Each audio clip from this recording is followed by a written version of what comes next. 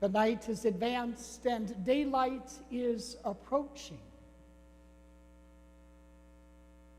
So stay awake. Stay awake. How hard it is for us to stay awake. It's hard to keep our eyes open when we are surrounded by so much darkness. Why, there's only now 8 hours and some odd minutes of daylight.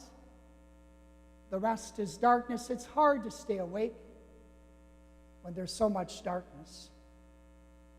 Staying awake, it's difficult because of course, we're tired. We've been grinding at the mill all day. We've been working out in the field all day. And now we sit down for a brief moment, and the priest doesn't know when to shut up. And we fall asleep. Don't worry, it's happened to me before, a couple of times. The season of Advent begins with that simple call given to us by our God.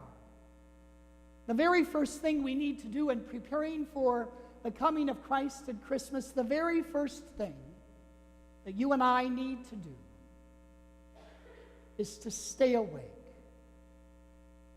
And yet how difficult that is, because truth be told, you and I so oftentimes live our lives walking through life, sleepwalking.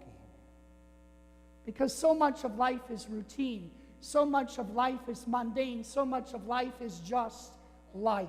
It is, and it feels like grinding at the mill and working in the fields.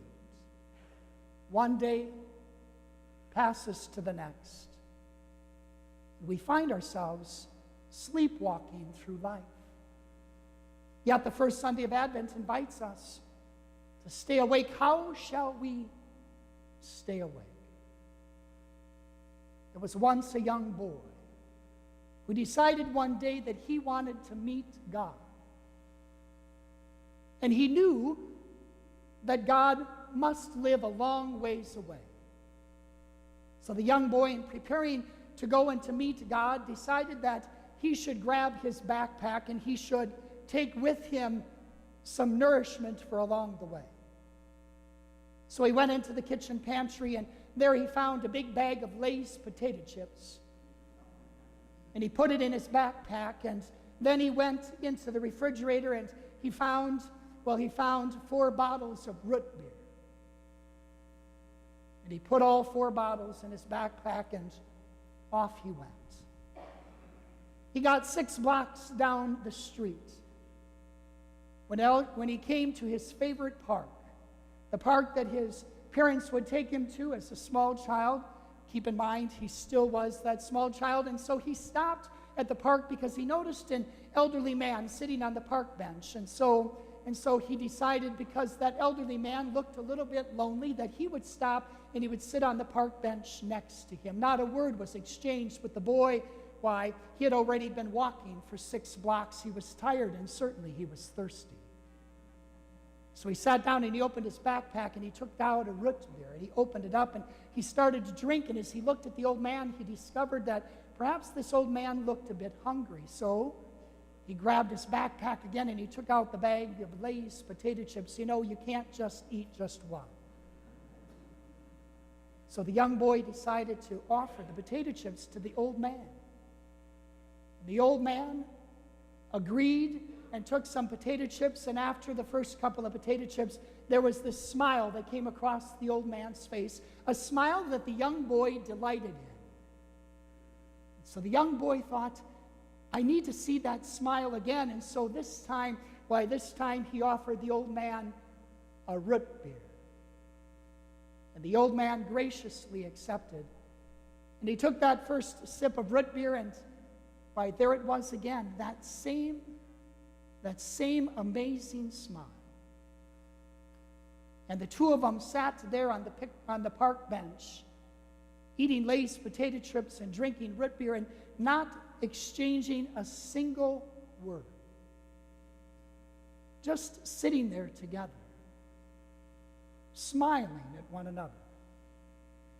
But all of a sudden, the young boy realized that evening was coming and that he should probably venture home. So he got up with his backpack and he started and made a few steps back towards home, and all of a sudden he stopped and he dropped his backpack and he turned around and he ran back to the old man and he gave him a big hug. And the old man smiled at the boy in a way that the boy had never seen.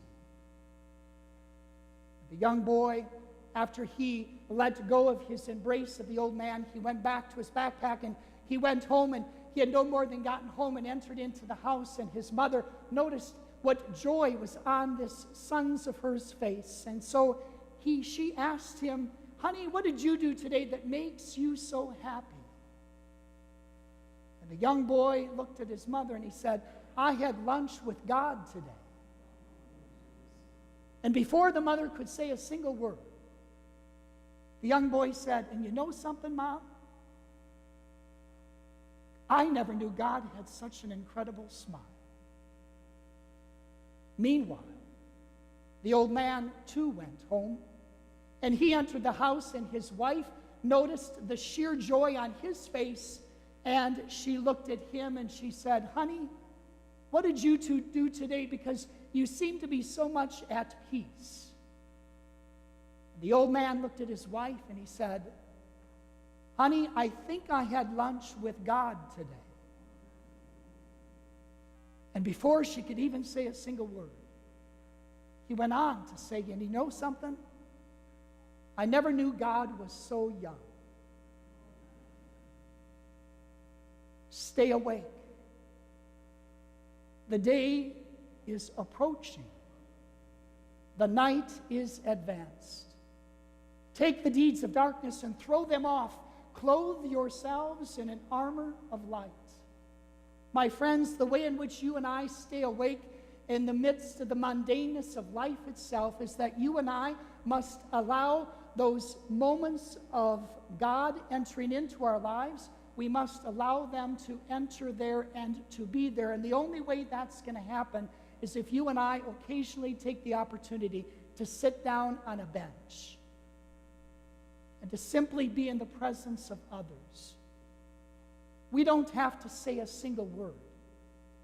Why, some friends of mine who are caught up in the busyness of lives themselves have shared with me that the only way in which they're able to have those God moments in their life is they have to allow those spiritual exercises of theirs to sneak into their daily business lives.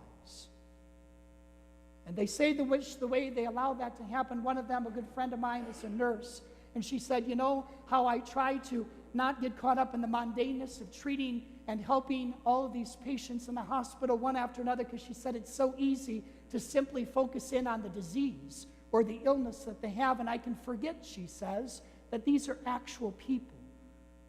So she said, every time I wash my hands, which is after taking care of every single patient, as I'm washing my hands, she said, I say a simple prayer for that man or woman or child, asking God to help them and to help me see the presence of Christ in them as I care for them the best that I'm able to. Another friend of mine works at a bank, and of course there every year at Advent there's a huge Christmas tree that stands in the lobby, and he says the way in which he allows the spirituality and God moments to come into his life is that occasionally he looks upon the tree and he sees and he's reminded as the star sits on top of the tree that the tree stands for him as a reminder of how heaven and earth meet. And that Christmas is all about God coming down to dwell with us, to be with us, to be in the midst of us, to be that smile, to be that touch, to be that kindness, to be that compassion, to be that presence, no matter how we find it in the midst of our mundane, busy, grinding at the mill, working in the field lives.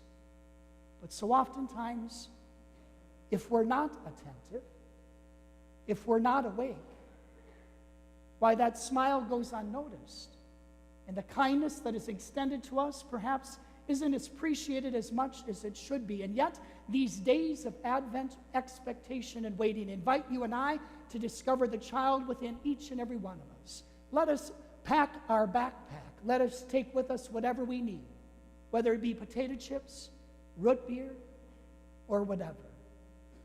But let us set out. Let us set out to meet our God.